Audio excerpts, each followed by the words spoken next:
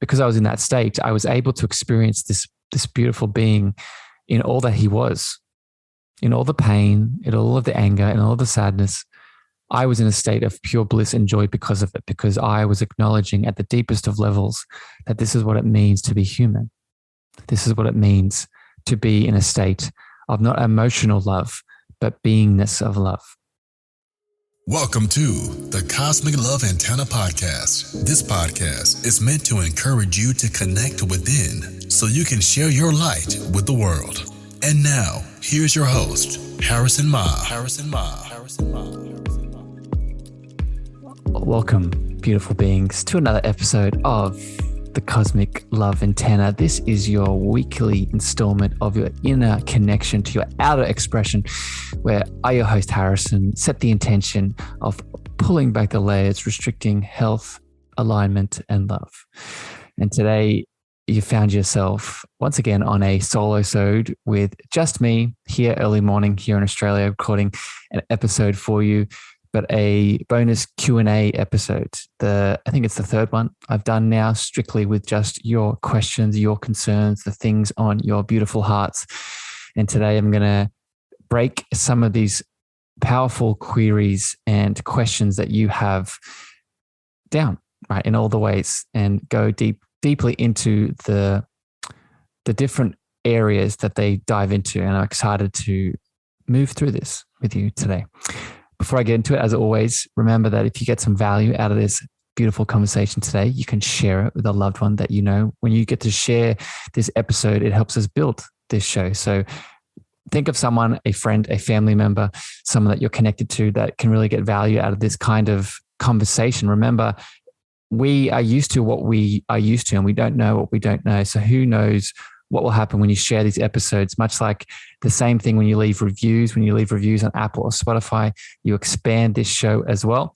But don't forget that now you can join the Cosmic Love Antenna Facebook group to join more of a tribe and family around this ever-expanding platform and conversation. All right, let's get into it. I want to give an overview of some of the topics I'm going to hit today, because remember, I really value your time here on the podcast. I know that we live in a world where there's so many things to be doing all the time. So I want to let you know what is ahead. I'm going to be talking about here today. I'm going to be talking about soulmates and attracting love. I'm going to be talking about my deepest experience of that love word, overcoming negative thoughts, a third eye deep dive, getting into the feeling of the heart, and a bit more. So with that is what is ahead with the show. Finally, as we get into it now, I want to repeat and read out a loving review. I like to do these on these solo-sodes as well, because what it does is it highlights you, right? This is a beautiful dance that we do together on this show, on this podcast. And one of the ways you dance back with me is by leaving reviews and leaving your feedback on Apple and Spotify. This is from the beautiful Lisa Ann. Lisa Ann says, heart-centered. As a heart-centered host, Harrison creates a safe space to co-create a loving experience for the listeners. It was such a powerful experience to be able to speak and be a guest on this show. Lisa Ann is an upcoming shamanic amplifier, so definitely be on the lookout for that beautiful, amazing episode. All right, with all that foundation, with all that preamble for this show, let's get into your beautiful questions and your beautiful queries here today. All right, so the first question here is from the majestic Ebony, and Ebony asks very simply, soulmates, twin flames, all the goodness. Can you break this down for me? So the soulmate conversation, and I'm gonna lump them together, soulmates and twin flames. Depending on who you talk to, there is a difference, but just to make this simple, I'm gonna explain this from my perspective, as always, my lens, my experience, and I'm gonna lump them together. And where I want to start is an understanding, a little bit of an understanding of the soul's journey, how the soul moves from the oneness, from God, from divine, to you as the beautiful expression that you are in this moment listening to this episode. The reason that we need to understand this, because this helps us understand what a soulmate is. We can either theoretically understand or maybe even embody this idea that we are all from one source. Okay, that source for you is God, Allah, divine, the quantum field, the universe, whatever your name is for it. The thing that it all has in common, they all have in common, is oneness, is a one source. From that one source, we then expand outwards. I would call it God breathes out in groups, right? Starts as a divine source group, then moves into a monadic group. Monadic just means unity, and then moves into a higher self group or an oversouling group, another name for it. And then each oversouling group moves into unique soul expressions. So without going into the deep end of all of that here today, what this shows is that we are all part of collectives. We're all part of different groups or soul families. How this connects to a soulmate or a twin flame is that we all have these groups. We all have these aspects, these parts of our oversouling or higher self group or our monadic group or our divine self, divine source group. When we're talking about a soulmate is a remembering of a fraction of you. Let me say that again. A soulmate is a remembering of a fraction of you. You are one soul expression. The soulmate is another soul expression of your bigger group or collective. The reason that this is important, the reason that this understanding can help you with the soulmate is that this connection is inside of you already. This connection is there waiting to be pulled back and dived into.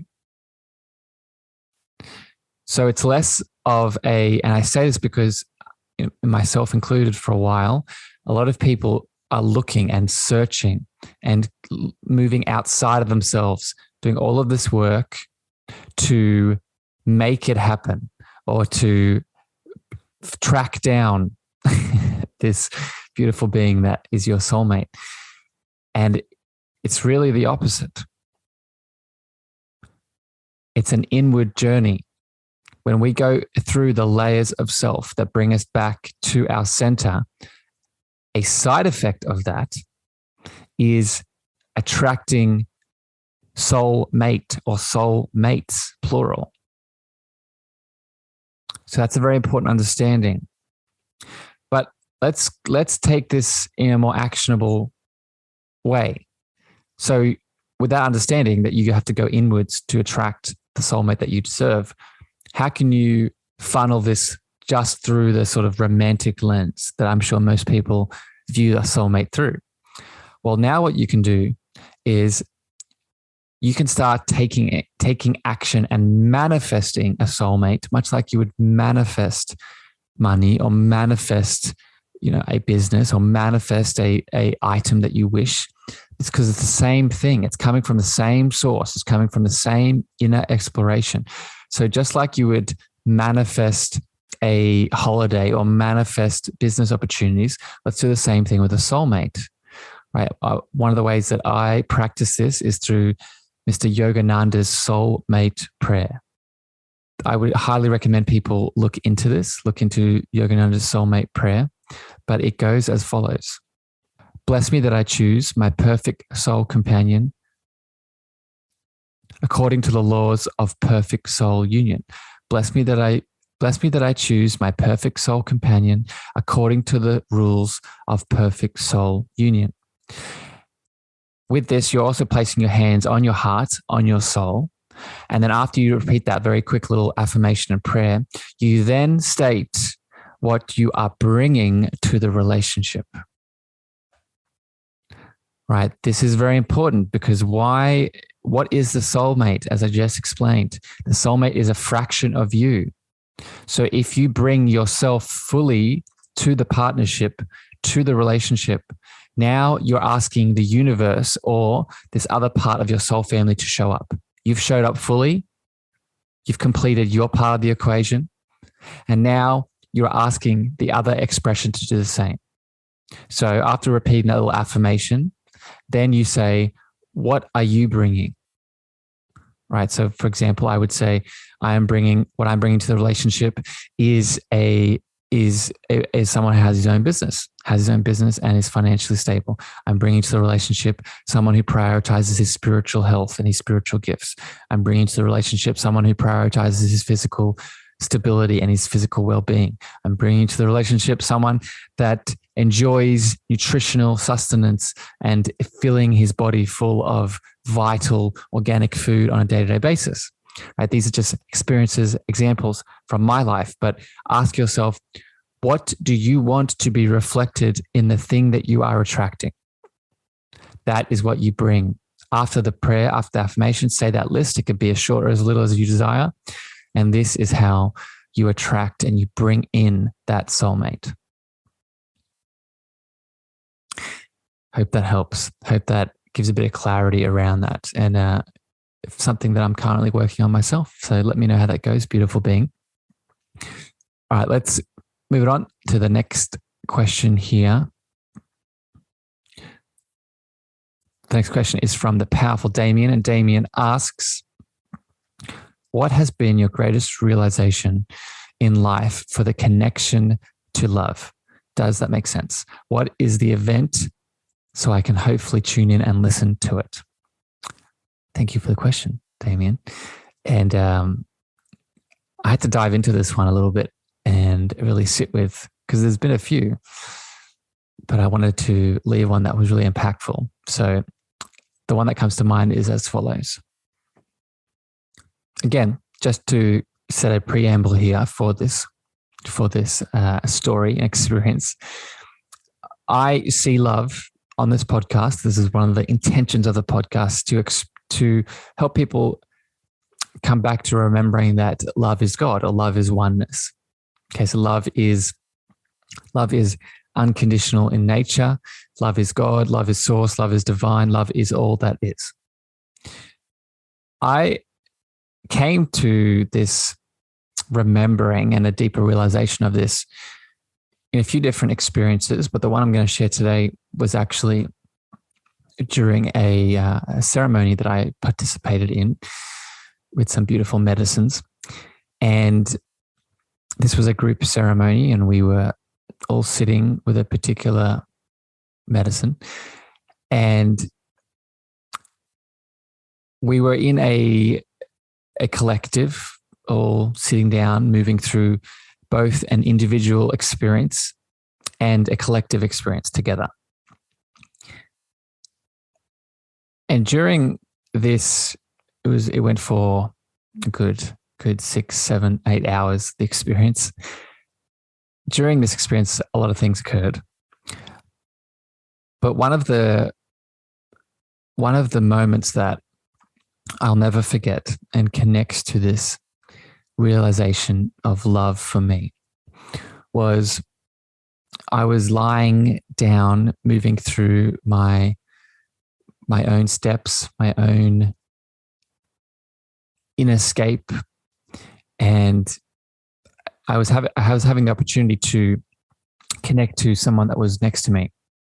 And depending on the type of ceremony you move through, the type of medicine that you take, for a lot of people, these kinds of situations, they bring up a lot of shadows. They bring up a lot of trauma. They bring up a lot of past pain to move through. And as I was sitting there next to this being, moving through his journey, a lot of pain was very evidently coming up. And due to this pain, and from what I could assume was a lot of trauma in this person's past, he was screaming. He was screaming. There was a lot of, from the outside, you could perceive it as a lot of agonizing sounds of pain, anguish, sadness, guilt, shame, even anger. And I was lying quite close to him, and moving through my own journey. But at this point, I was instead of at the point where I was sort of focusing on my inward experience, I was now at a point, coincidentally, where I was looking outwards at the collective of people around me. And what proceeded to happen as I was tuning into this moment of pain this beautiful being was moving through was that I noticed I was crying. I was noticing that as I was listening to this man moving through his pain, moving through a release of deep wounds, deep emotion, I was crying for him.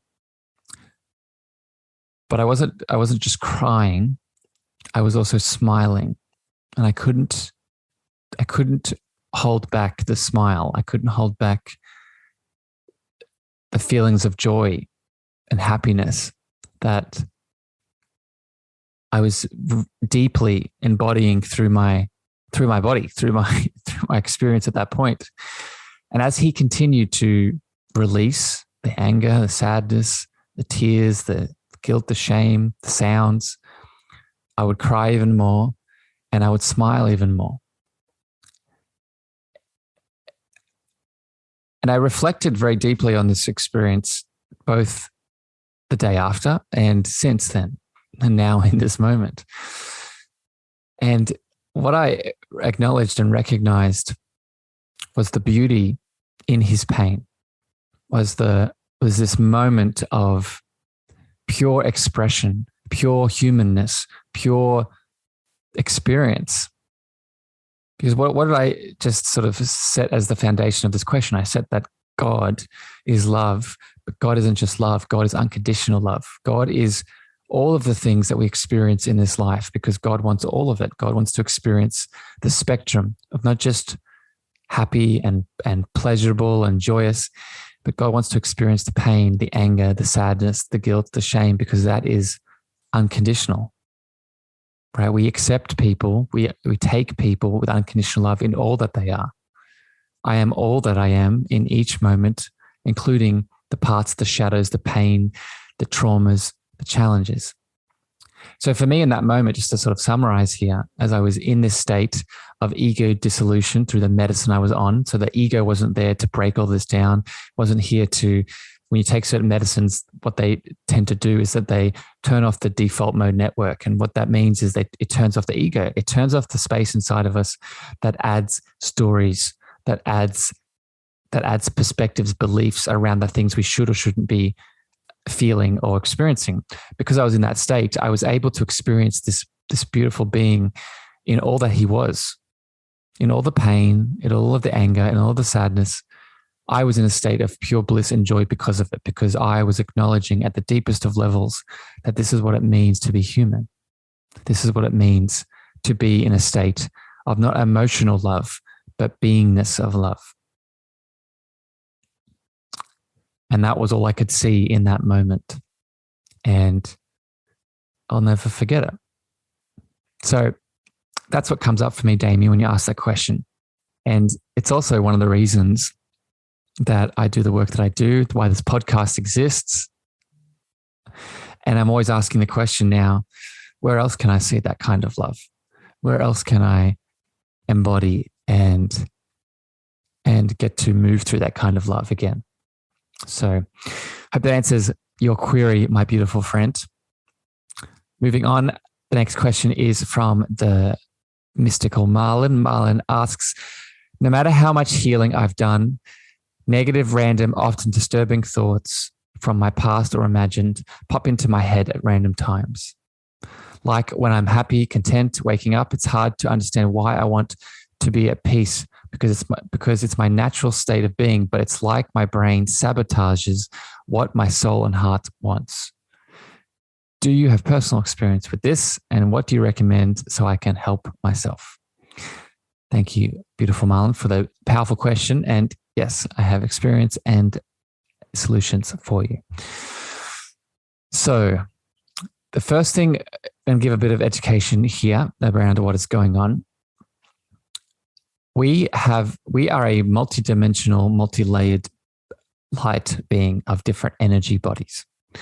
And much like we have a physical body, physical energy body, we have a mental energy body, we have an emotional energy body, we have a soul energy body, we have a genetic, a DNA energy body, and there's a few more higher ones.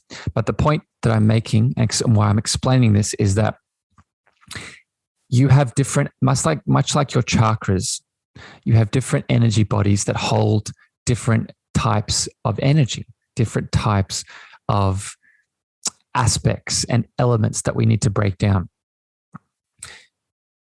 What this helps us understand is that within these different energy bodies, we have aspects, we have shadows, we have trauma, we have belief systems that if they go unchecked, we can not only be triggered by them, but we can become identified by them. When these parts, so for example, within the mental energy body, which is, it sounds like this is what you're alluding to here, Marlon, we have a lot of beliefs and thoughts that if we're not mindful of, we can either become identified by them, right? So stories of I'm not good enough, I'm not worthy, self-sabotaging, like you just highlighted in your question. We can become identified by them. We think they are us instead of the soul and the spirit that is behind the energy bodies. Or worse, we can add more to them on a day-to-day basis. Think of the mental body as a garden, and a garden that is full of things that grow in it. If we're not mindful, like any garden, we can have a lot of weeds that are growing that overtake the garden itself. So it's not a fact that you're broken. It's not a fact that you're intrinsically doing something wrong. It's that you need to be aware and mindful of, one, which energy body is being activated, and two, if you're being identified, getting lost in and adding more stories to these aspects in separation, to these unresolved trauma elements in separation, to these unresolved negative limiting beliefs that are still in separation. So first step is being mindful, right? Practicing the practice of mindful awareness, so we can see when we're in these, see when we can detach from them and then make a step to change. The second step I would say here is remove judgment. Remove judgment of yourself when you do move through these patterns. It's so easy for us to blame and shame ourselves when we are self-sabotaging or we are thinking negatively. Right? And I get a bit of vibe from that with your question, Marlon. Especially when you say, no matter how much healing I've done, I keep falling into this same pattern. Well, first of all, remove the judgment. Secondly, ask yourself, is it the same pattern? Or is it a deeper layer of the onion? Remember that traumas and aspects and pain from the past, they often come in complexes. They're not just one layer deep. Depending on how long it's been there from your ancestral line, there might be multiple layers that you need to heal and move through. So remove the judgment. The next step 3, what I would do here is call in and bring in your divine presence. Call in the part of you that is not these thoughts. Call in the part of you that is higher and beyond and deeper than these thoughts, than this energy body. This is your divine presence. This is your soul. This is your higher self. Call that in. Very practically, right? You could say, I call in my divine presence. This might drop you into the heart. This might detach you from the thoughts. But the point here is to become the observer rather than the thing that is in it. Once we've done this, the last step I would take is invite. So don't just spiritually bypass. This is where people can forget the next and last step, the most important step to take. We could call in that divine presence. We can get to that higher realm and higher experience, but then we don't go back to the thing that caused the negativity, the trauma, the pain, the trigger in the first place.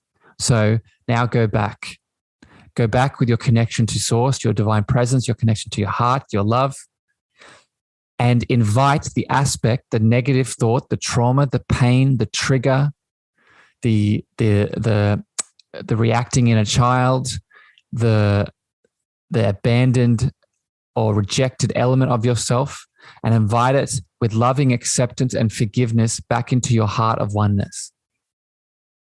So now what we are doing is we're taking that part, that element that's in the mental energy body, that's in separation, that's causing a trigger, causing the constant overthinking, causing the disturbance, the negativity. Now we're bringing it back into the heart so it can be healed. And when you ask if I have personal experience with this, Marlon, on a day-to-day basis, this is what we would call shadow work in many ways, right? I'm constantly, whether it's on Clubhouse, whether it's with family, whether it's with friends, whether it's on Instagram, I'm always taking note of the triggers and the negative thinking and the thought patterns that disconnect me from my place of contentness and peace. And I see it as a beautiful moment because I see it as, oh, this is more for me to heal. This is more for me to love all that I am. All right. So I hope that helps, beautiful being. And I hope that gives a bit of guidance with sort of what to do in this same experience. All right. Next question here is from Carla. Carla on Instagram. Carla asks, I sometimes get a fluttering sensation on my third eye. What could this mean? Is this maybe my guides? All right. So good question, Carla. A quick recap of what the third eye does, what it helps us do. The third eye, in most instances, helps us see beyond the physical, right? It is our mystical seeing. And it is also the gateway to many of our clear senses, right? Not just our clairvoyance, which is that spiritual seeing. It's also our clairaudience, our clairgustus, our taste, our clair feeling, our clairsentience, our clair empathy, all the clair senses. So with that understanding, with this fluttering, Carla, I want you to ask these three very important questions to start narrowing down what this third eye sensation could mean for you. Because I could give you very generic things here, but that's not the right answer. The right answer is your unique expression. Your third eye is going to give you signs, give you symptoms based off your unique individualized path. So we must learn to use the tools that optimize and enhance that path. So the questions I would ask is when, where, and why. When, where, and why. When does that third eye flutter? Does it flutter when you're in your business? Does it flutter when you talk to your dad? Does it flutter when you are around friends? Does it flutter when you're on Clubhouse? This is going to give you a very specific clue.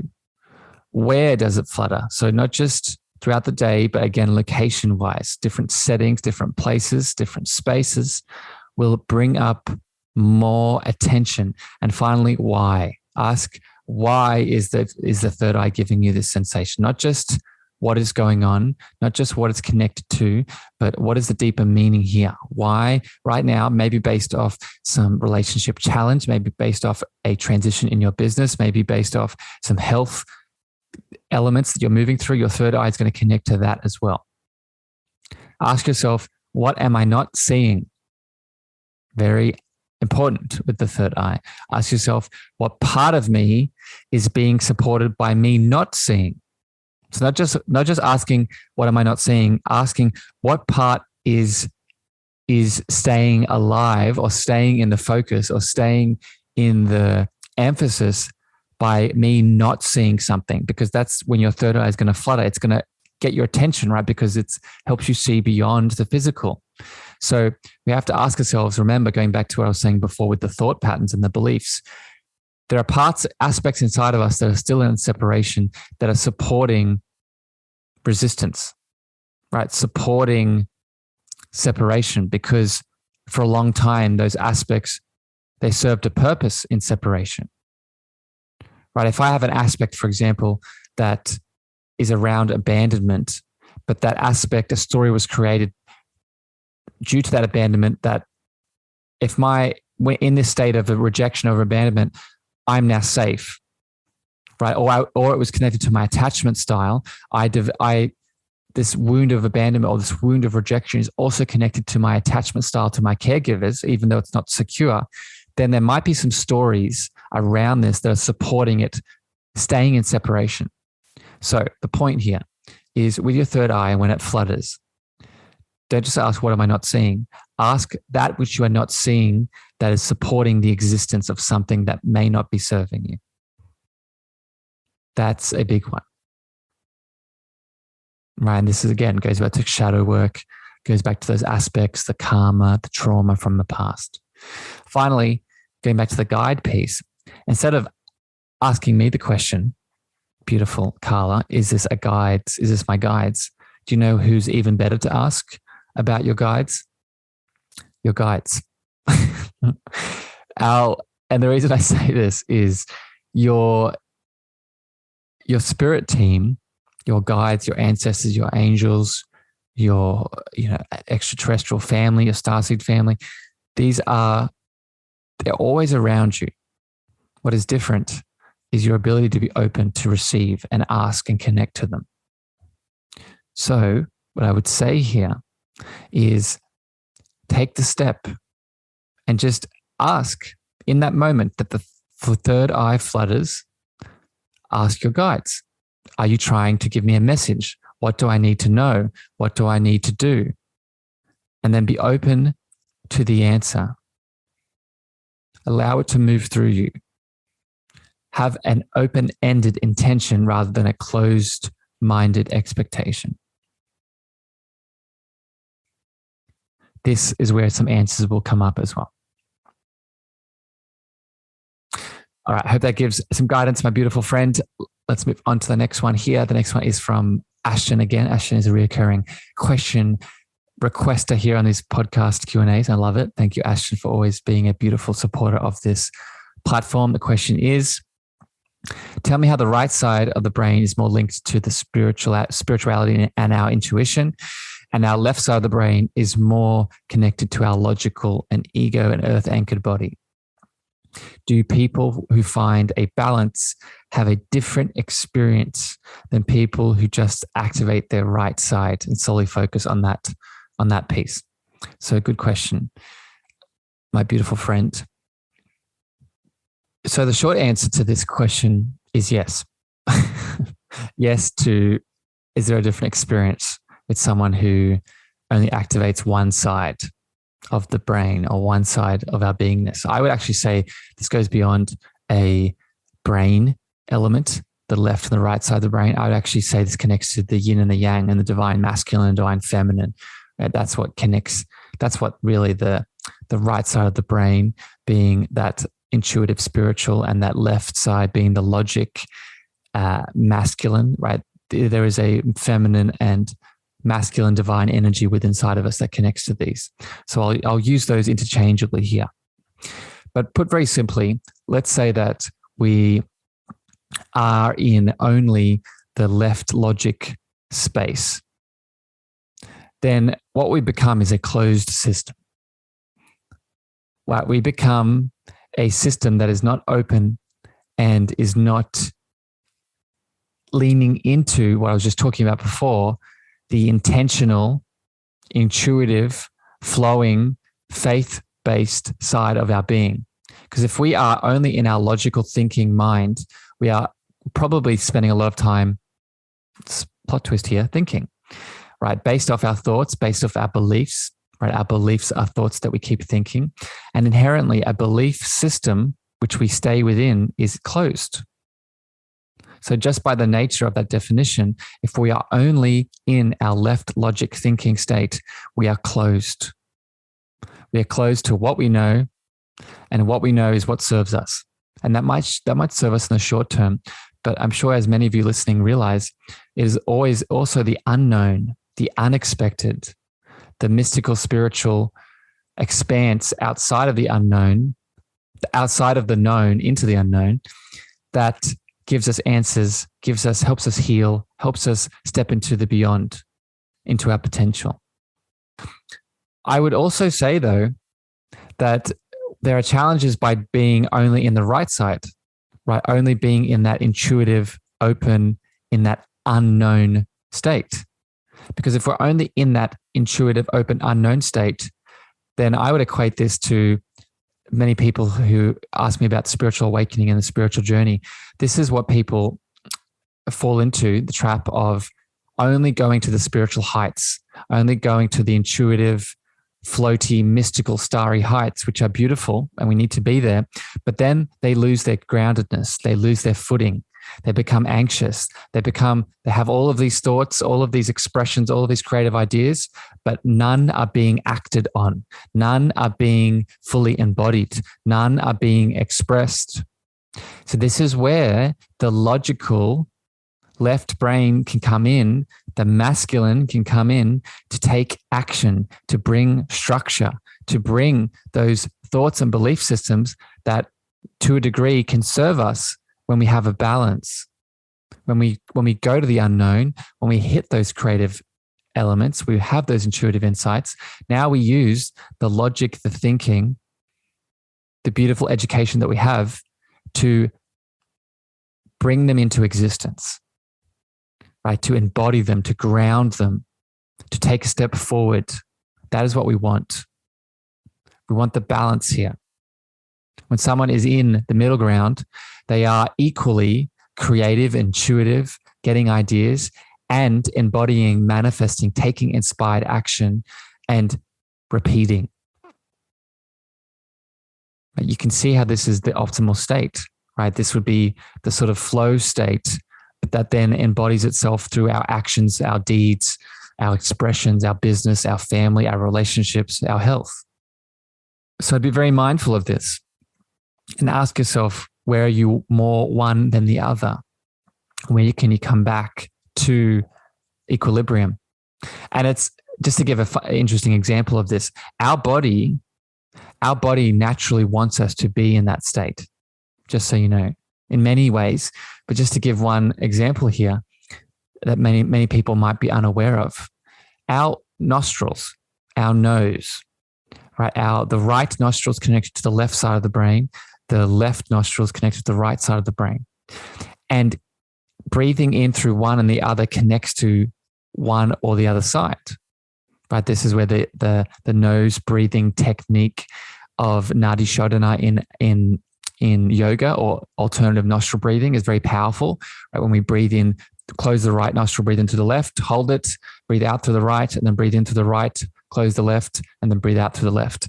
Alternative nostril breathing, why does that work? It's because each nostril is connected to the other side of the brain. But the cool thing is that throughout the day, our body is autonomically, and in the background, filtering air through both of these different nostrils at different stages. You'll notice it throughout your day. You might have one blocked more than the other. This is why. It's because our body innately wants to be in that balanced state, and it's mindful of where it's too much, where you're too much in that sympathetic versus parasympathetic, or you're too much in that parasympathetic versus sympathetic. So I hope that gives a bit of answer, a bit of deeper clarity. Beautiful, Ashton. And with that, I'm going to flow on here to our last question from the powerful Katie.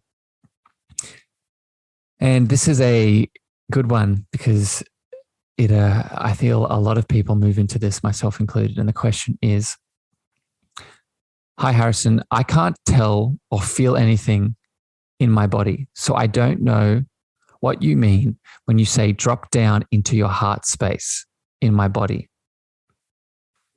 So good question. And just for people that maybe haven't heard me say this, I speak to this a lot. The longest journey we'll ever take is from the head to the heart. And when we want to get out of that thinking mental body or that energy body, like I was speaking about before, one of the ways we can start to do this is dropping into the heart.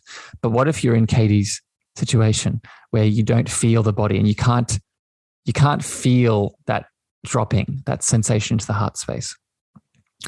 Well, first thing I would say is I would ask if you're taking any kind of medications. And I'm not here to say stop any medications that you're taking, but often with pharmaceutical prescriptions, many of the side effects of certain antidepressants, certain gut healing medications are a numbing effect. So I would work with your doctor, your practitioner, if this is something you're on, and ask about this, because this is a side effect of not being able to feel into the body. But let's say that's not a challenge. What I would encourage you to do, Katie, is go back to listen to my episode where I talked about the difference between thinking, feeling, sensing, and intuiting. And the reason this is important to your question is just because we can't feel our dropping into the heart doesn't mean we can't drop into the heart in other ways. And what I would encourage you to do, Katie, is visualize the dropping into the heart. Even if you can't feel it, I want you to visualize what it looks like to be in that heart space. Remember that where our thoughts go, energy flows. Our power of visualization, this is why I do so much work around this with clients, that people come to see me, is beyond powerful, right? When we can visualize dropping into the heart and what our heart looks like, what our heart feels like, it's just as powerful as if we could actually feel it. And often what happens is the feeling comes as a side effect of the visualization. So imagine it, right? Imagine light, imagine warmth, imagine what I do is I imagine my spirit, my energy body, or a little version of me actually dropping into that heart, right? And being in something I call the heart temple. Right, so what does that look like to be in your heart temple? Allow yourself to visualize, be creative. Another element here to be mindful of in terms of not being able to feel the body and go inwards is you might be in a hyper fight or flight response due to trauma, due to pain from the past, due to stress, which most of us are in. So we must realize that before we can start going inwards, we need to make ourselves feel safe. We need to move out of that fight or flight into that rest and digest. So cultivate an environment, cultivate mothering yourself, cultivate making yourself feel safe before you take that step to feel the heart, to feel the healing, to feel the deeper expressions of self. Because when you can do this, now you're reparenting, right? Now you're giving yourself the beautiful opportunity to feel safe enough to do the work that needs to be done, right? And if you can't do this, this is where another person comes in. This is where a powerful coach, a doctor, a therapist, someone that you feel called to can create the container for you to feel, for you to visualize, for you to do the healing, right? The amount of times that I've had clients come to me and they say, I can't visualize, I can't meditate, I can't see the things. But then when I create the container for them to feel safe, to feel supported, to feel seen, to feel energized, then they start experiencing, then they start seeing, then they start feeling, then they start releasing and expressing and healing. Right? So do not underestimate the power of holding space for someone else and what that can allow you to do. You're not broken. You're not something that needs to be fixed. You just need to remember what you are. And sometimes this can be reflected through the love of another. Hope that helps. Beautiful, Katie. And with that, that's all the questions I have today in this short little bonus Q&A episode. Hope that brought you some clarity, brought you some insight, powerful beings. Thank you for asking your beautiful questions. I'll be back in probably another month's time for another Q&A. So what you can do is if you enjoyed this quick bonus Q&A today, you can add your questions to me via Instagram. You can also leave them in reviews on Apple and Spotify. I would love to have your feedback and your questions for future episodes. I would also recommend try out some of the things I talked about today and let me know how they go. Right? Reach out to me. I'm always open to hearing how not just this podcast impacts you, but the lessons that you've learned and how it's changed and impacted your life. Right? So take action. Don't just listen to what I'm saying, but take action. Right? Share this episode if you got some value with someone that can also take action with you, family, friends, or lovers.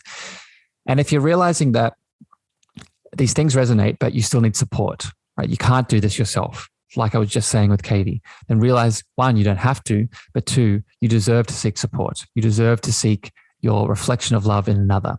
So that is where I can come in. Reach out to me if you want to do some coaching, and I can walk you back home to your loving light, right? I can help you as a spiritual being that you are, move through emotional baggage, move through trauma, move through this inner disconnection so you can come back to the truth of what you are. So reach out to me, DM on Instagram, Clubhouse, emails, all be in the show notes. But until then, beautiful beings, I wish you a wonderful evening, morning, afternoon, wherever you are in the world. And I'll catch you next time here on the podcast and the Cosmic Love Antenna. Bye, everyone.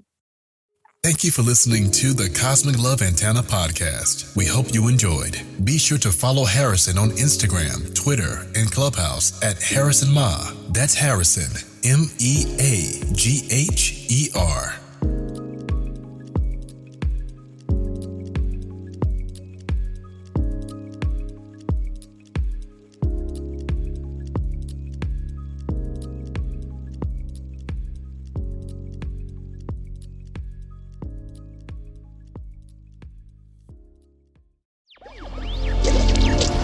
Electricast.